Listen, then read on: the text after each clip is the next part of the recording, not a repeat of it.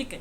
देखिए, ये आप सबके लिए जो 1 अक्टूबर 2022 को जो पेपर होने वाला है यूजीसी नेट समाज कार्य का सेकंड पेपर, उसी के परिप्रेक्ष्य में या उसी के दृष्टिकोण से मैं आप लोगों के लिए कुछ महत्वपूर्ण प्रश्न लेकर आया हूँ, कुछ महत्वपूर्ण टॉपिक लेकर आया हूँ, और ये प्रश्नों के रूप में इसको पढ़ने की कोशिश करिएगा। मैं पूरी एक्सप्लेन व्याख्या नहीं करूँगा आप लोगों से, केवल मेन चीज़ों पर आपसे चर्चा करूँगा। तो मैंने अभी दिव्यांगता के परिप्रेक्ष्य में लिया है टॉपिक ये, और दिव्यांगता के संबंध में आप लोग ध्यान रख से मेरी बात को सुन लीजिए। 2 से 3 प्रश्न आप लोगों को देखने को मिलेंगे दिव्यांगता के परिप्रेक्ष्य में। तो पहला मैंने कुछ लिया है दिव्यांगता के संबंध में अधिनियम, और उसमें शामिल किए गए जो हैं दिव्यांगताएं, उसको मैंने शामिल किए हैं। तो ध्यान से सुनिए जरा एक बात कि देखिए, जो अधिनियम है आप लोग कई बार मेरे से पूछे भी हैं कि भारतीय लुनासी एक्ट के बारे में। ये सन 1912 में आया था और इसको हटा दिया गया। लुनासी एक्ट को जब हटाया गया तो उसका स्थान लिया था मानसिक स्वास्थ्य अधिनियम 1987। अब इसको हटाने के बाद आपने एक नाम सुना होगा 2007 का। कितने लोग जानते हैं बताइए जरा एक बार। हाँ, राष्ट्रीय मानसिक स्वास्थ्य अधिनियम 2007। भाई, जहां पे मानसिक स्वास्थ्य देखभाल के क्षेत्र में काम कर रहा था ये अधिनियम, मानसिक स्वास्थ्य देखभाल का जो नियम लागू हुआ था 2007 का, तो मानसिक स्वास्थ्य देखभाल अधिनियम है ये। 2017, फिर 1987, 2007 ये प्रक्रिया बनाई गई। यदि आप लोगों से प्रश्न पूछे जाएगा मानसिक स्वास्थ्य देखभाल अधिनियम को लेकर, तो जो 1987 का है वो बन जाएगा आपका 2017। परंतु ध्यान रखिएगा, अगर मानसिक स्वास्थ्य के साथ साथ कार्यक्रम या देखभाल को रिलेट करेगा तो बनेगा 2017। यदि केवल मानसिक स्वास्थ्य अधिनियम रहेगा और ऑप्शन में 2017 भी नहीं आएगा, ये भी आप नोट कर लीजिए, 1987 को ही लगाइएगा। फिर वहीं अगर तीसरी बात करते हैं, आरसीआई आप लोगों ने देखा है, अभी लास्ट टाइम में हम लोगों ने पेपर कर रहा था तो रिहेबिलिटेशन काउंसिलिंग ऑफ इंडिया एक एक्ट प्रश्न पूछ लिया था। ये आया कब था, मैंने बता दिया था बाय मिस्टेक से कि 1986 में बेसिकली वो पंजीकरण की प्रक्रिया थी, है ना। तो वो ऑप्शन आपका सही रहेगा 1992 वाला। हालांकि मैंने वहाँ पे करेक्ट भी करवाया था 1992, ठीक है। उसके बाद दिव्यांगजन अधिनियम था, जिसको आप इसका दिव्यांगजन अधिनियम का पूरा नाम अगर मैं बात करूं, इसी को इन शॉर्ट में पीडब्ल्यूडी कहा जाता है, पर्सन विथ डिसेबिलिटी, इसको कहा जाता है दिव्यांगजन अधिनियम। और ये था 1995 का। और इसका अगर हम बात करें जो है पूरा नाम, तो इसका नाम है समान अवसर, अधिकारों का संरक्षण तथा पूर्ण भागीदारी 1995।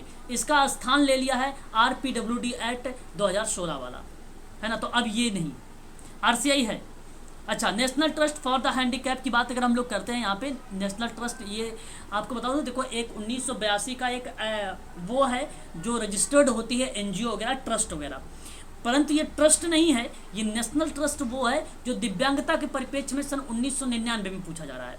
कोई एजेंसी रजिस्टर्ड नहीं की जा रही है यहाँ पे। तो इसके अंतर्गत 4 टाइप की डिसेबिलिटी की बात की गई, इसको नोट कर लीजिएगा।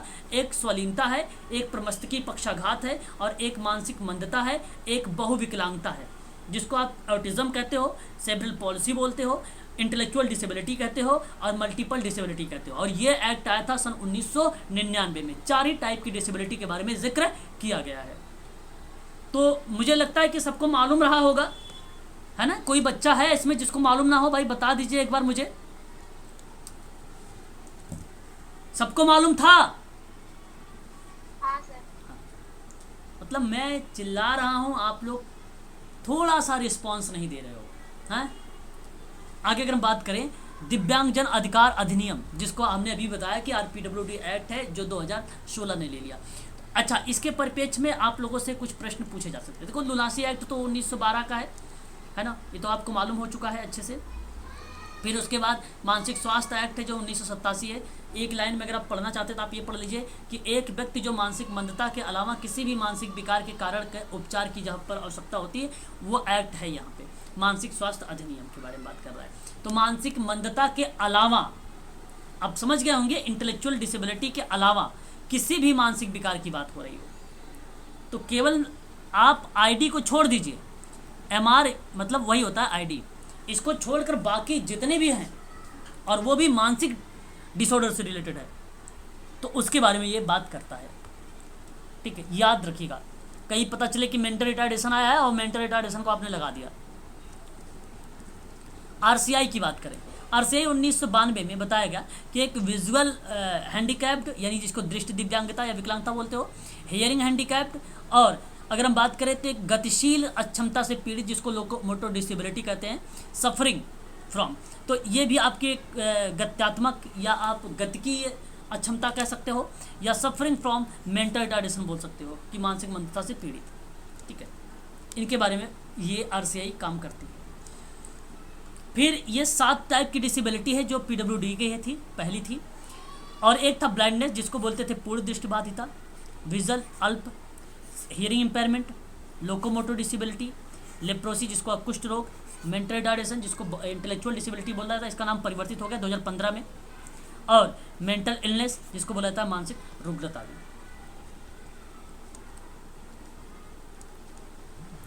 अब बात करते हैं नेशनल ट्रस्ट, 4 टाइप की disability, autism, cerebral palsy, mental retardation जिसको इंटेलेक्चुअल डिसेबिलिटी बोला जाता है, 2015 में इसका नाम परिवर्तित है मल्टीपल डिसेबिलिटी एक है।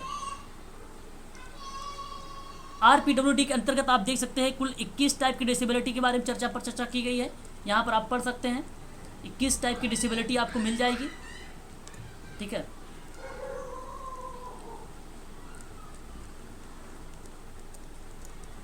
ठीक है, क्या 21 टाइप की डिसेबिलिटी के बारे में बताना जरूरी है या बता दूं आप लोगों को? आरपीडब्ल्यूडी एक्ट 2016 21 टाइप की डिसेबिलिटी, चलो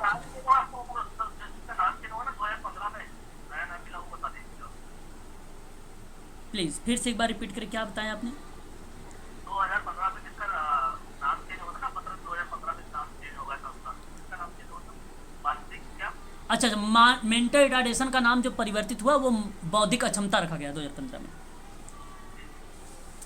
एक रोग पीडब्ल्यूडी में अगर मैं आपसे बात करूं, काफ़ी चर्चित रहा है पेपर को लेकर, कई एग्जामों में आप लोगों ने देखा भी होगा, अगर आप पेपर से बराबर रूबरू हैं तो आपको मालूम होना चाहिए इसके बारे में। पार्किंसंस रोग है ये, जो घाव, अगर हम बात करें एक प्रकार से हाथ पांव मांसपेशियों में जो जकड़न है, जहाँ पे तंत्रिका तंत्र प्रणाली से संबंधित कठिनाइयों को देखने पड़ता है, वो बेसिकली पार्किंसंस रोग है। और जो थैलीसीमिया है वो बेसिकली खून में हेमोग्लोबिन की विकृति पाई जाती है, खून में हेमोग्लोबिन की। और जो अगर हम बात करें सिकल सेल्स की बारे में, जहाँ पर खून की कमी, अत्यधिक कमी की बात करता है, खून की कमी में शरीर का अंग का जो अवयव है वो खराब हो जाता है, जब खून की कमी होती है वो सिकल सेल्स डिजीज हो जाता है। क्लियर हो रहा है ना? अब आप लोगों से ये एग्जाम में पूछा जाएगा कि निम्नलिखित में से आप मुझे ये बताइए कि वह कौन सी बीमारी है जो खून से संबंधित नहीं है। तो आपको बता दूं 3 ऐसी बीमारियां आएंगी, सॉरी अगर मैं आपसे बात करूं जो, हाँ 3 ऐसी बीमारियां आएंगी। एक ऐसी बीमारी है जिसको एक हीमोफीलिया भी होती है, हीमोफीलिया की अगर हम बात करें तो यहाँ पे रक्त का बहना बंद नहीं होता है, खून की कमी यानी खून की अधिकता सॉरी। तो खून से 3 ऐसे डिजीज देखा, और एग्जाम में आप लोगों से पार्किंसंस भी ऑप्शन में दिया गया था, और ये 3 दिए गए थे और हमें छांटना था, खून से नहीं था, और ये पार्किंसंस रोगी हैं। रिपीटेड क्वेश्चन बन गया, एक क्वेश्चन पूछा गया प्रश्न। तो याद रखिएगा, ये थोड़ी से डिसेबिलिटी जो हैं आपके 21 टाइप वाले में, ये नीचे के जो मैंने 3-4 बताए हैं अभी, ये काफ़ी इम्पोर्टेंट है, इसी को आप ध्यान रख के जाइएगा। अगर पूछ लेता है तो आप आसानी से कर लेना पेपर को। सर ये सिकल सेल डिजीज का आपने क्या बताया उसका? सिकल सेल्स डिजीज खून की कमी की अधिकता बताता है, रक्त अल्पता बताता है। और जब रक्त का अल्पता होगा मैडम, तो खून की कमी से शरीर का जो अंग होगा, अंग का मतलब होता है अवयव, और वहाँ पे वो खराब होना शुरू हो जाता है, और वो डिजीज बन जाती है सिकल सेल्स डिजीज बन जाती है। और होमोग्लोबिन की जो विकृति होगी वो थैलेसीमिया बन जाएगी आपकी। और जब चोट लगने पर अधिक रक्त का स्राव होता है तो वो थैलेसीमिया बन जाएगी, यानी रक्त का बहना बंद ही नहीं होता है। चलो आगे बढ़ते हैं। अब ये हो गया आपका क्लियर, है ना? ठीक है भाई, चलो बहुत बढ़िया है कि आप लोगों ने यहाँ पर इस चीज़ को समझ लिया है अच्छे से, भली भांति तरीके से आप लोगों ने यहाँ पर। अच्छा एक बात और नोट कर लीजिए, एक है डॉर्फिज्म, जहाँ पे ढूंढते हैं हम लोग डॉर्फिज्म देखते रहते हैं एक बार, क्योंकि मैं DSSB के पेपर में ये प्रश्न देखा था डॉर्फिज्म को लेकर। ये हाँ, ये बेसिकली व्यक्ति का कद जो होता है वयस्क होने पर, वो व्यक्ति की जो फुट वो देख पूछ लिया जाता है, तो वो 4 फुट और 10 इंच का होगा, और यदि सेंटीमीटर में पूछेगा तो 147 सेंटीमीटर का होगा। ये आप फैक्ट के रूप में इसको आप ध्यान रख लीजिएगा। इसको आप किसके रूप में ध्यान रखेंगे? सेंटीमीटर के रूप में। तो ये भी एक ऐसे रूप में याद कर लीजिए जहाँ पे आप सबके लिए काफ़ी मदद करेगा एग्ज़ाम में, है ना। चलिए भी क्लियर हो गया आप लोगों को, कोई दिक्कत यहाँ तक तो नहीं है। मैं अब आगे बढ़ता हूँ, नेक्स्ट टॉपिक लेता हूँ। मैं आगे बढ़ूँ फिर? चलो आगे बढ़ता हूँ। अब देख लो थोड़ा सा RPWD 2016 का। इस एक्ट में आप लोगों को ज़्यादा कन्फ्यूज़न होती है और होना भी नहीं चाहिए इस समय। अब मैं आपको यहाँ पे स्पष्ट कर देता हूँ कुछ बातें जो RPWD से लेकर, सीधा फैक्ट टू फैक्ट बात करेंगे हम लोग। RPWD एक्ट में अगर आप लोगों से पूछ लिया RPWD का पूरा नाम, तो बताइएगा right of person with disability act, ये इसका पूरा नाम होगा। यदि आपसे पूछ लेता है कि PWD की जगह किसने लिया है, तो नाम बता दीजिएगा तुरंत, RPWD एक्ट उसकी जगह ली है, ठीक है, उसकी जगह पे ये परिवर्तित हुआ है। और PWD में कितने टाइप की डिसेबिलिटी है, तो 7 टाइप की है। RPWD में कितने टाइप की डिसेबिलिटी है, तो वो 21 टाइप की डिसेबिलिटी बताई गई है। और ये मैं आपको बता दूं कि अगर आप 1995 से जोड़ेंगे 2016 तक, तो होता है वो 21 वर्ष। 21 वर्ष बाद दिव्यांगता के लिए एक नया और बेहतर कानून बनाया गया है, जिसका नाम है RPWD। यदि आपको RPWD में अगर आपसे पूछता है R का मतलब बताइए, तो R का मतलब बता दीजिएगा आप लोग राइट, ठीक है, ये बताइएगा राइट, R का मतलब, ठीक है, याद रखिएगा आप सभी लोग। आगे बात करते हैं। RPWD एक्ट सामाजिक न्याय और अधिकारिता मंत्रालय के अंतर्गत आता है, ये आप नोट कर लीजिएगा, ये आपके लिए इंपॉर्टेंट पॉइंट बन सकती है। वहीं अगर हम बात करते हैं डिसेबिलिटी के परिप्रेक्ष्य में, दिव्यांगता आपके सिलेबस में दिया गया है, तो वेरी मोस्ट इम्पोर्टेंट लाइन है आपके सामने 5th पॉइंट का, और इस पर स्टार लगा लीजिएगा आप सभी लोग, कि वर्ष 2007 में भारत ने दिव्यांग व्यक्तियों के अधिकारों पर संयुक्त राष्ट्र सम्मेलन, जिसको UNCRPD का नाम जानते हैं, आप लोगों को भली भांति तरीके से मालूम होना चाहिए इसका पूरा नाम, UNCRPD, united nation convention of right of person with disability. हाँ, convention on the rights of person with disability की बात करता है ये, है ना। और यहाँ पे आप सभी लोग ध्यान रखिएगा, अगर इसकी स्थापना पूछता है, तो इसकी स्थापना हुई थी 13 दिसंबर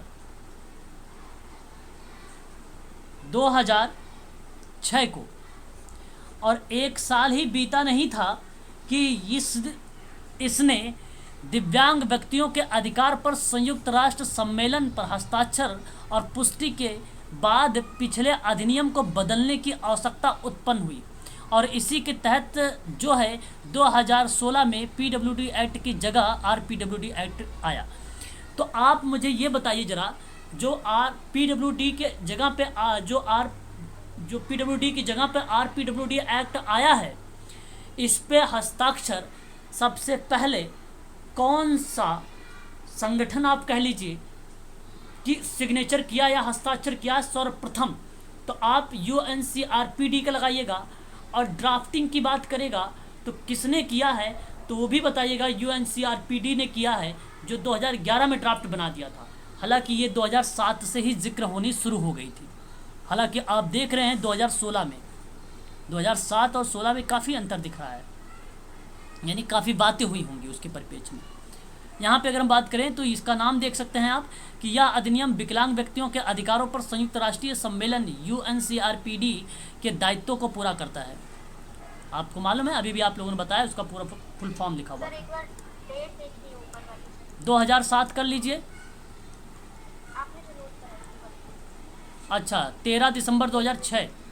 ठीक है। आगे बढ़िए। अगर ये चारों के चार जो पॉइंट हैं, ये अपने आप में इम्पॉर्टेंट है, परंतु मैं ये आप लोगों से नहीं कहूँगा कि वेरी वेरी मोस्ट इम्पॉर्टेंट और आपके एग्ज़ाम में देखने को मिल जाए। हो भी सकता है, नहीं भी हो सकता है, इसलिए आप इसको ध्यान तो रखिएगा। ड्राफ्ट जब बनाया गया था आरपीडब्ल्यूडी एक्ट को, क्योंकि आपका आरपीडब्ल्यूडी एक्ट सिलेबस में दिया गया है, उसका बिल जो बनाया गया था 2011 में बनाया गया था, 2011 में। और जब ये विधेयक संसद में पेश हुआ था, आरपीडब्ल्यूडी वाला विधेयक संसद में, तो याद रखिएगा 7 फरवरी 2014 को। और फिर उसके बाद राज्यसभा में ये जब दिव्यांग व्यक्तियों के अधिकार विधेयक को पारित किया गया, तो वह डेट आई थी 14 दिसंबर 2016 को। और जब लोकसभा में बात हुई तो जस्ट 2 ही दिन बाद, यानी लोकसभा में पहुंच गया, और वो डेट थी 16 दिसंबर 2016 को। याद रखिएगा ये 3 डेट। आगे बढ़ते हैं और नेक्स्ट पॉइंट लेते हैं। यहाँ पे देखिए आगे राष्ट्रपति की भूमिका आरपीडब्ल्यूडी में थोड़ी सी, इन्होंने 28 दिसंबर 2016 को अधिसूचित कर दिया राष्ट्रपति के सहमति से। तो राष्ट्रपति ने कब सहमति जाहिर किया? 28 दिसंबर 2016 को ही। अभी ये दिसंबर की, अभी आप देखना 14 दिसंबर देखा है राज्यसभा का, फिर 16 दिसंबर देखा है लोकसभा का, फिर आपने 28 दिसंबर देखा है राष्ट्रपति की भूमिका। और जस्ट दिसंबर के बाद आप जनवरी, फरवरी, मार्च, अप्रैल, मई, जून में आ जाइए, और जून 2017 में आ जाइए। और जून 2017 में जैसे आएंगे तो यह नियम या अधिनियम सही तरीके से लागू हो गया 15 जून 2017 को। तो अगर दिसंबर की जो डेट है ये काफ़ी इम्पोर्टेंट है आप लोगों के लिए, और साथ ही साथ आप जून भी यहाँ पे ध्यान रखिएगा। आगे अगर हम बात करते हैं, इसी जो ये आरपीडब्ल्यूडी एक्ट जो अधिनियमित किया गया, यह भारत के किस अनुच्छेद में, भारत के संविधान के किस अनुच्छेद में आरपीडब्ल्यूडी एक्ट को अधिनियमित किया गया? तो वह एक्ट याद रख लीजिए, काफ़ी इंपॉर्टेंट ये सवाल है आप लोगों के लिए। 253 आप देख लीजिए, पॉइंट नंबर 13।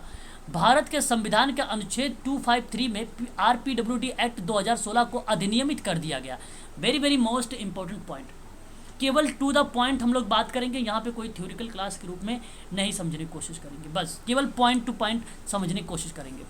आरपीडब्ल्यूडी एक्ट 2016 में जो 21 टाइप की डिसेबिलिटी है, वो अभी जिसमें से मैंने आप लोगों से 4 टाइप की ऐसी डिसेबिलिटी के बारे में जिक्र किया है, उसको आप लोग ध्यान ज़रूर रखिएगा, ठीक है। सिकल सेल्स, थैलेसीमिया, और एक हेमोफीलिया, पार्किंसंस रोग, ये वेरी वेरी मोस्ट इम्पॉर्टेंट। और साथ ही आप ध्यान रखिएगा बौनापन, जिसको बोलते हैं डॉर्फिज्म, ठीक है, याद रखिएगा थैलेसीमिया, सिकल सेल्स और हेमोफीलिया। आगे बढ़िए, आगे 21 टाइप में, बाकी तो आप समझ जाते हैं, उसको कर लेंगे, कोई ज़्यादा टफ चीज़ें नहीं है। 21 टाइप की डिसेबिलिटी आप नीचे देख लेंगे, आपको मिल जाएगी, यहाँ पे सारी टाइप की डिसेबिलिटी है।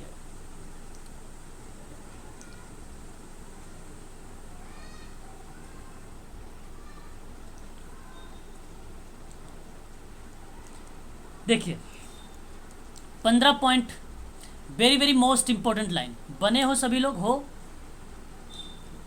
हाँ सर। चलो अच्छी बात है।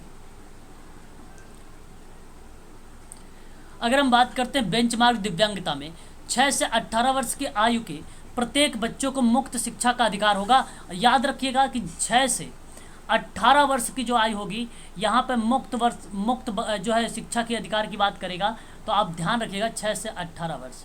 और बेंचमार्क दिव्यांगता का जो यहाँ पे तात्पर्य बताया गया आरपीडब्ल्यूडी एक्ट 2016 के तहत, तो मान्यता प्राप्त किसी भी प्रकार की कम से कम 40% की दिव्यांगता से होगा, यानी 40% की विकलांगता से होगा।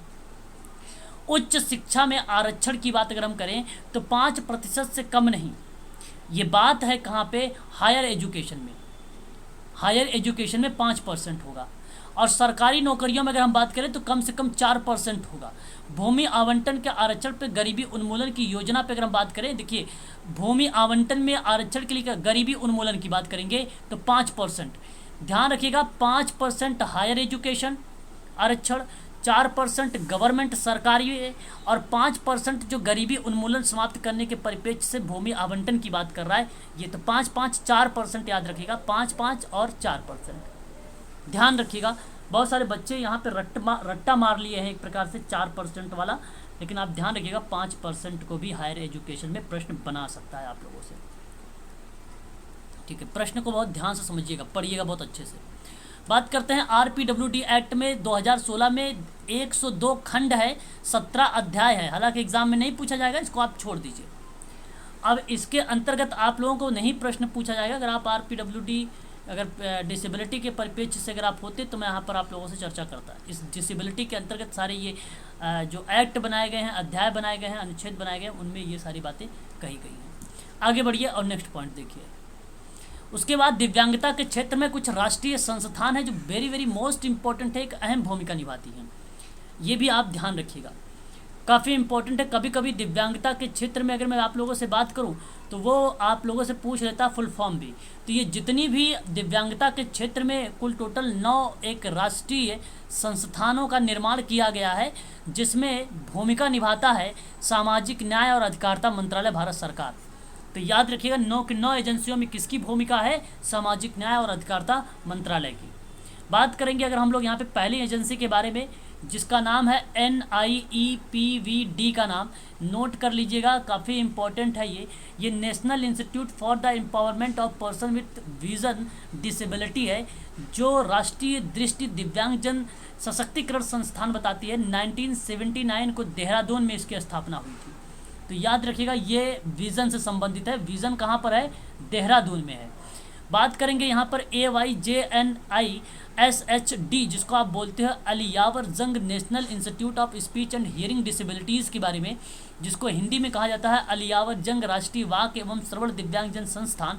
ये मुंबई में 1983 में इसकी स्थापना की गई थी। वहीं NIEPID की बात अगर हम करते हैं तो national institute for the empowerment of person with intellectual disability की बात होती है। राष्ट्रीय बौद्धिक दिव्यांगजन सशक्तिकरण संस्थान है। ये सिकंदराबाद में स्थापित हुआ था 1984 में, याद रखिएगा। उसके बाद NILD होता है जो नेशनल इंस्टीट्यूट फॉर लोकोमोटो डिसेबिलिटी है। ये 1978 में राष्ट्रीय गतिशील दिव्यांगजन संस्था के रूप में कोलकाता में इसकी स्थापना की गई थी 1978 में। वहीं अगर आगे बात करते हैं PDUNIPPD, जिसको हम बोलते हैं Pandit Deendayal Upadhyay national institute for person with physical disabilities के बारे में, और ये कहता है कि पंडित दीनदयाल उपाध्याय राष्ट्रीय शारीरिक दिव्यांगजन संस्थान इसकी हिंदी है, जिसकी स्थापना 3 मई 1975 नई दिल्ली में की गई थी 1975 में। याद रखिएगा, ये भी आप लोगों से सम्मिलित करने वाले में प्रश्न देखने को मिलेंगे अवश्य, इस चीज़ को आप सभी लोग ध्यान रखिएगा। बात करते हैं अगर हम लोग यहाँ पे SVNIRTAR के बारे में, स्वामी विवेकानंद राष्ट्रीय institute of rehabilitation training and research की बात करते हैं। ठीक है, याद रहेगा आप लोगों को, ये भी बता दीजिए एक बार मुझसे। Yes sir. और ये सभी के सभी पॉइंट जो हैं दिव्यांगता, ठीक है, दिव्यांगता से संबंधित है, इसलिए आप सभी लोग इसको ध्यान रखिएगा, है ना। वहीं अगर हम बात करते हैं इसका जो स्थापना हुई स्वामी विवेकानंद राष्ट्रीय पुनर्वास प्रशिक्षण और अनुसंधान संस्थान के रूप में, अनुसंधान संस्थान के रूप में सन 1975 में कटक में किया गया था। कहाँ पर किया गया था? ये कटक में किया गया था। इसी को भी आप ध्यान रखिएगा, इसको भी। स्पष्ट हो रहा है आप लोगों को सारी चीज़ें ना? बहुत बढ़िया बात है भाई, अगर आपको स्पष्ट हो रहा है तो। वहीं अगर हम बात करते हैं तो NIEPMD national institute for empowerment of person with multiple disabilities की बात करेगा। राष्ट्रीय बहुविकलांग दिव्यांगजन सशक्तिकरण संस्थान 2005 चेन्नई में जिसकी स्थापना की गई थी। ये भी आपको ध्यान रखना होगा, ठीक है, ये भी आपको ध्यान रखना होगा, काफ़ी इम्पोर्टेंट सवाल ये भी आपके लिए है। वहीं अगर हम बात करते हैं तो ISLRTC, जिसको Indian sign language research and training centre कहा जाता है, भारतीय सांकेतिक भाषा अनुसंधान और प्रशिक्षण केंद्र है, जिसकी स्थापना नई दिल्ली में 28 सितंबर 2015 को किया गया था। तो ये भी आप लोग ध्यान रखेंगे, ये भी आप सब के लिए इम्पोर्टेंट रहेगा।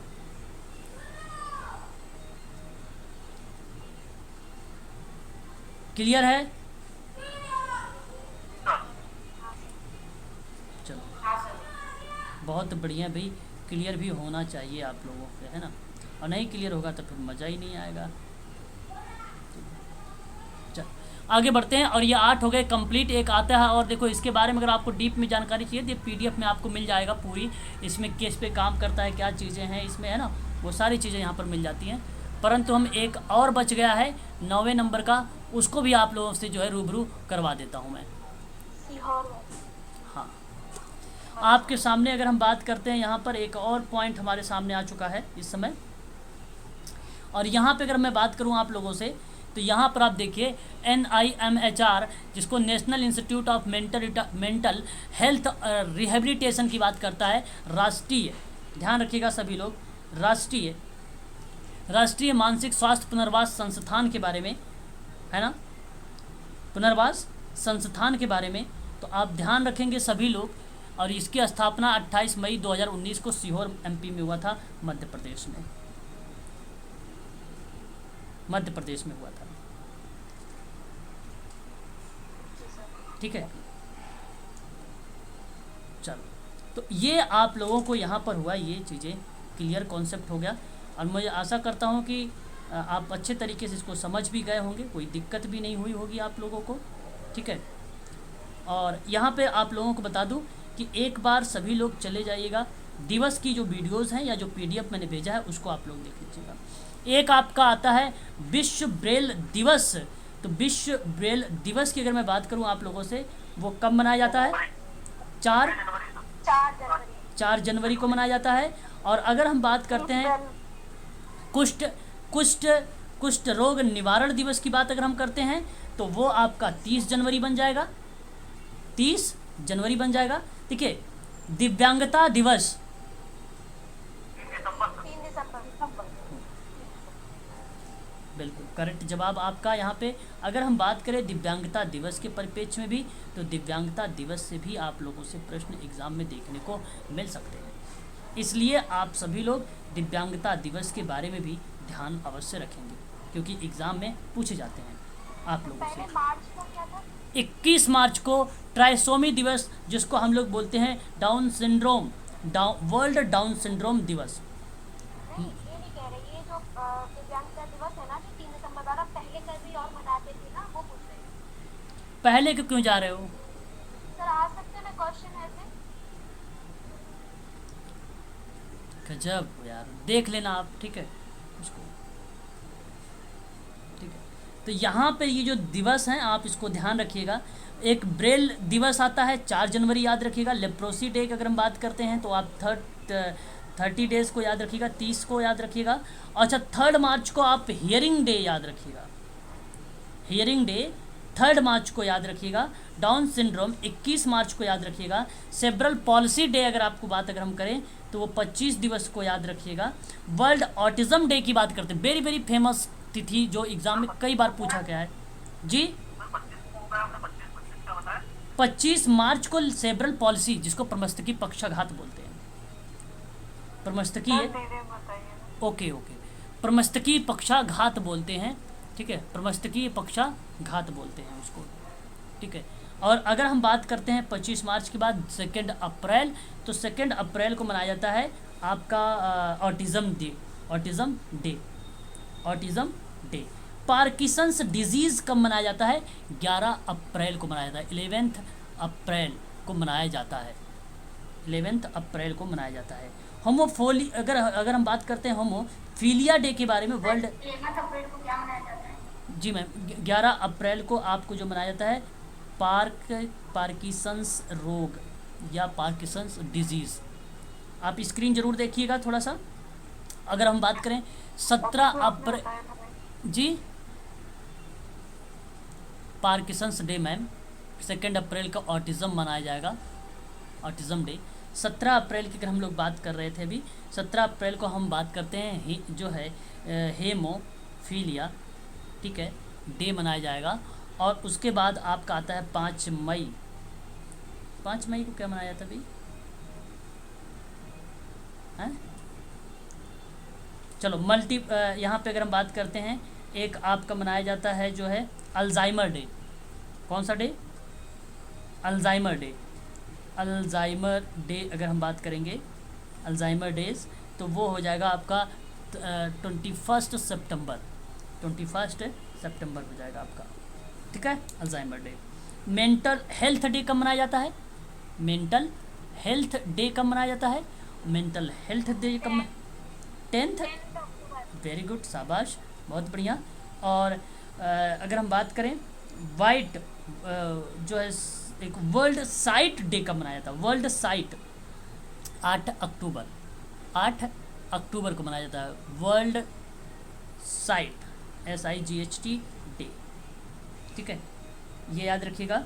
और वर्ल्ड डिसेबल डे तो आपको मालूम होगा, 3 दिसंबर को मनाया जाता है, ये तो मालूम होगा आपको, है ना।